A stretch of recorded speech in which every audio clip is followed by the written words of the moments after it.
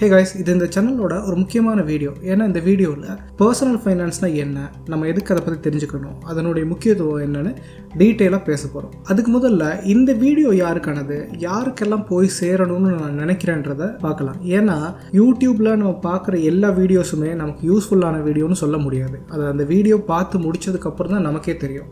அதனால் நானும் உங்களோட டைம் வேஸ்ட் பண்ண விரும்பலை.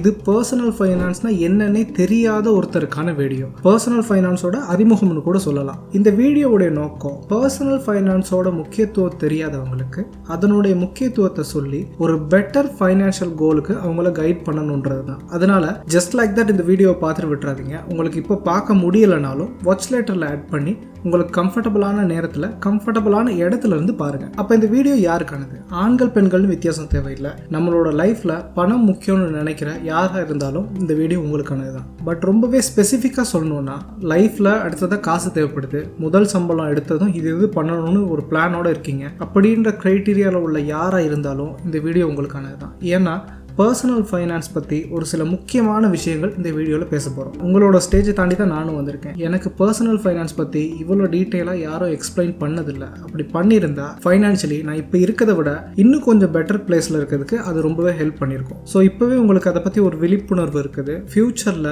நீங்கள் ஃபைனான்ஷியலி ஒரு நல்ல பர்சனாலிட்டியாக வரதுக்கு ரொம்பவே ஹெல்ப்ஃபுல்லாக இருக்கும்னு நான் நினைக்கிறேன். ஸோ வீடியோவை பார்த்து முடிச்சுட்டு யூஸ்ஃபுல்லாக இருந்தால் கண்டிப்பாக உங்களோட ஃப்ரெண்ட்ஸ் அண்ட் ஃபேமிலிக்கும் ஷேர் பண்ணுங்கள். அண்ட் நான் இது சம்மந்தமாக ஒரு கம்யூனிட்டியை கிரியேட் பண்ணலாம்னு நினைக்கிறேன். ஸோ உங்களோட கமெண்ட்ஸையும் டைப் பண்ணுங்க, வேற சோஷியல் மீடியாஸ்லையும் தேவைன்னா ஃபாலோ பண்ணுங்க. ஒரு பர்சனல் ஃபைனான்ஸ்னா என்ன? நம்ம கைக்கு வர பணத்தை சரியா மேனேஜ் பண்ணி நம்மளோட எல்லா விதமான தேவைகளையும் நிறைவேற்றிக்கிறதுக்கான ஒரு பிளான் தான் பர்சனல் ஃபைனான்ஸ். அப்படின்னா என்ன? இதுக்குள்ள என்ன இருக்கு? நம்மளோட பணத்தை எப்படி பட்ஜெட் போடுறது, எப்படி சேவ் பண்றது, எப்படி இன்வெஸ்ட் பண்றது, இன்வெஸ்ட் பண்ண பணத்தை எப்படி பாதுகாக்கிறது, நம்மளோட ரிட்டையர்மெண்ட், இப்படி நம்மளோட லைஃப் லாங் வரக்கூடிய பணம் சம்பந்தப்பட்ட நிறைய விஷயங்கள் இந்த பர்சனல் ஃபைனான்ஸ்குள்ள அடங்கும். ஓகே, இப்போ இந்த பர்சனல் ஃபைனான்ஸ் பத்தி நம்ம ஏன் தெரிஞ்சுக்கணும்? ஸ்டார்ட்ல நம்ம ஒரு வேலைக்கு போயோ இல்ல ஒரு பிசினஸ் பண்ணியோ ஏதோ ஒரு வகையில வருமானம்னு ஒன்று எடுக்கிறோம் இல்லையா? இந்த ஸ்டேஜுக்கு வந்துட்டோம்னாலே பணத்தோட அருமை நமக்கு நல்லா புரிஞ்சிருச்சுன்னு தான் அர்த்தம். இல்லாட்டி ஒரு கம்பெனிக்கு சரியா மணி அடிச்ச டைம் அட்டெண்டன்ஸ் போடவோ இல்ல கஷ்டப்பட்டு ஒரு பிசினஸ் பண்ணவோ போறோம். காசுக்காக தானே.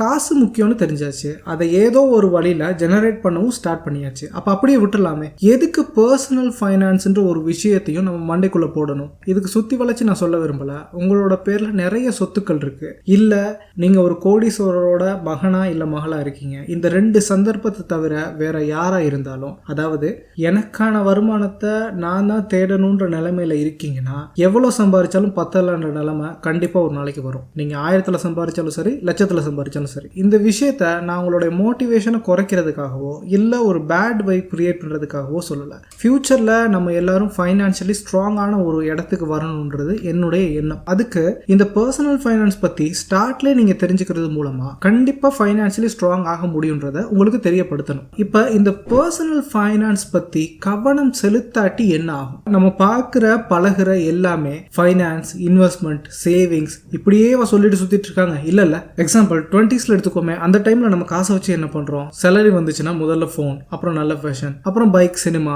பார்ட்டி, சிகரெட், இப்படியும் போகலாம். அந்த டைம்ல நம்மளோட எண்ணம் எப்படி இருக்கும்? நம்மளோட மூளைக்கு தெரியும் நம்ம லைஃப் இப்படியே போகாது, நமக்கான தேவைகள், விருப்பங்கள், செலவினங்கள் எல்லாமே கூடும். ஆனாலும் நம்ம அதுக்கான வழிகளை தேடுறது இல்லை. அப்ப என்ன நடக்கும்? காலம் பூரா நம்மளுடைய பண தேவைக்காக நம்ம இன்னொருத்தரையே நம்பி இருக்க வேண்டிய நிலைமை கண்டிப்பா வரும். நல்லா படிச்சிருப்பீங்க, நல்லா சம்பாதிப்பீங்க, ஆனா ஒரு சில சின்ன விஷயங்களை தவற விடுறதுனால லைஃப்ல அடுத்த ஸ்டேஜஸ் வரும்போது கஷ்டப்படுவீங்க. அப்படி இந்த புவர் சைக்கிள்குள்ள நம்மளும் மாட்டிக்க கூடாது. அப்ப பர்சனல் ஃபைனான்ஸ் பத்தி 20ஸ்க்கு முன்னுக்கே ஒரு விழிப்புணர்வு வருது. லைஃப்ல பணத்தை தவிர நிறைய சக்சஸ்ஃபுல் விஷயங்கள் பண்றதுக்கு நமக்கு ரொம்ப ஹெல்ப்ஃபுல்லா இருக்கும். இப்ப இந்த பர்சனல் ஃபைனான்ஸ் ரொம்ப முக்கியம்னு சொல்லியாச்சு. எல்லாருமே இப்படி பிளான் பண்றாங்களா?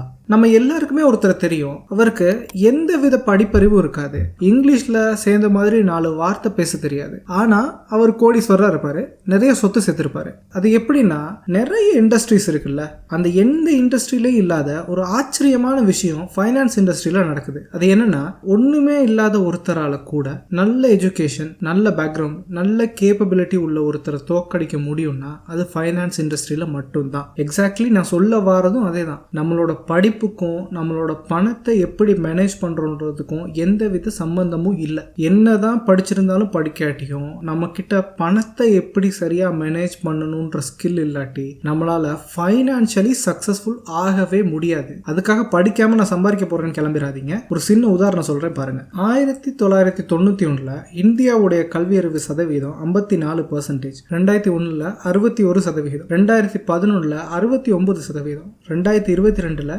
77.7%. ஸ்ரீலங்காவில் ஆல்ரெடி இந்தியாவோட அதிகமான கல்வியறிவு சதவீதம் இருக்க தான் செய்யுது. ஃபியூச்சரில் இது இன்னும் கூட தான் போகுது. இப்படி கல்வியறிவு கூடும்போது நம்மளுடைய வருமானமும் கண்டிப்பாக கூட தான் போகுது. அப்போ இப்படி வருமானமும் கூடிட்டே போனாலும் எதனால நிறைய பேரால் ஃபைனான்ஷியலி சக்ஸஸ்ஃபுல் ஆக முடியறது இல்லை? இதுக்கு எல்லாராலையும் ரிலேட் பண்ணிக்கக்கூடிய மாதிரி இன்னொரு உதாரணம் சொல்கிறேன் பாருங்க. COVID-19 எந்த அளவு நம்மளோட சொசைட்டியை எஃபெக்ட் பண்ணுச்சுன்னு தெரியாத ஆளே இல்லை. என்னோட சொந்த ஃபேமிலியில் கூட கோவிடால முகத்தை கூட பார்க்க முடியாமல் இறந்து போனவங்க ஸ்டோரி இருக்கு. இந்த டைம் நம்மளோட சொசைட்டி எப்படி இருந்துச்சுன்னு கொஞ்சம் யோசிச்சு பாருங்க. மெடிக்கல் பிரச்சனை, வளமையான பிசினஸ் நடக்கல, ஸ்கூல்ஸ் மூடுனாங்க, ஸ்ரீலங்காவோட நிலைமை அப்படியே தலைகீழா மாறி போச்சுன்னு முழு உலகத்துக்குமே தெரியும். பட் இந்த கோவிட் பீரியடுக்கு அப்புறம் எல்லாருமே ஃபைனான்சியலி ஸ்ட்ரகிள் பண்றாங்கன்னு நினைக்கிறீங்களா? நிச்சயமா இல்லை. நிறைய பேர் ஃபைனான்ஷியலி ஆல்ரெடி இருந்ததை விட ஸ்ட்ராங்காக தான் இருக்காங்க. அப்போ அவங்களுக்கு என்ன கொரோனா வைரஸ் மாதிரி ஒரு வைரஸ் வரப்போகுதுன்னு ஆல்ரெடி தெரியுமா?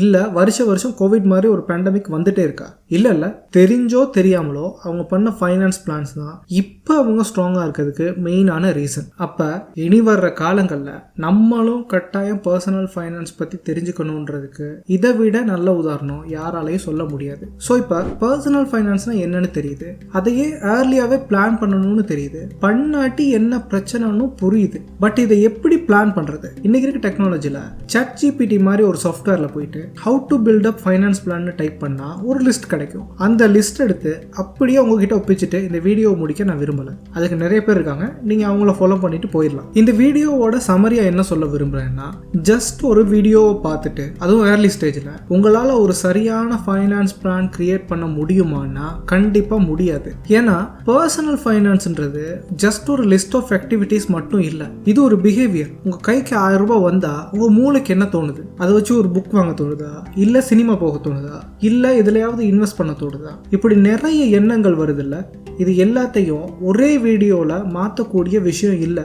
அதே நேரம் இது எல்லாத்தையும் ஒரே கட்டமைப்புக்குள்ள வச்சு ஒரு சிஸ்டமேட்டிக் அப்ரோச்சா பார்க்கும்போது இதுல இருந்து கிடைக்கக்கூடிய பெனிஃபிட்ஸும் என்னென்னு தெளிவா நம்மளால பார்க்க முடியும். ஸோ இந்த வீடியோவில் பர்சனல் ஃபைனான்ஸ்னால் என்ன, அதை தெரிஞ்சிக்க வேண்டியதன் அவசியம் என்னன்னு மட்டும்தான் பேசியிருக்கோம். அடுத்தடுத்த வீடியோஸில் இதுக்கான படிமுறைகள் என்ன, ப்ராக்டிக்கலாக எப்படி அப்ரோச் பண்ணுறது, எப்படி ஒரு சக்ஸஸ்ஃபுல் பர்சனல் ஃபைனான்ஸ் பிளானை கிரியேட் பண்ணுறதுன்னு நிறைய விஷயங்கள் பேசலாம். ஸோ நான் சொல்ல வர விஷயங்கள் உங்களுக்கு புரியுதுன்னா ஃப்யூச்சரில் வர வீடியோஸ் உங்களுக்கு ரொம்பவே யூஸ்ஃபுல்லாக இருக்கும். ஸோ சப்ஸ்கிரைப் பண்ண மறக்காதீங்க. ஏன்னா இந்த சேனலில் என்டர்டெயின்மெண்ட் கண்டென்ட் எதுவுமே பண்ணுற ஐடியா இல்லை, எல்லாமே education and personal development content தான். அதனால் இந்த சேனலை ஃபாலோ பண்ணலாமா வேணாமான்னு நினைக்கிறவங்களுக்கு இது ஒரு நல்ல டிஸ்க்ளைமராக இருக்கும்னு நினைக்கிறேன். உங்களோட கமெண்ட்ஸை ஷேர் பண்ணவும் மறக்காதீங்க. இன்னொரு யூஸ்ஃபுல்லான வீடியோவில் பார்க்கலாம். பாய்.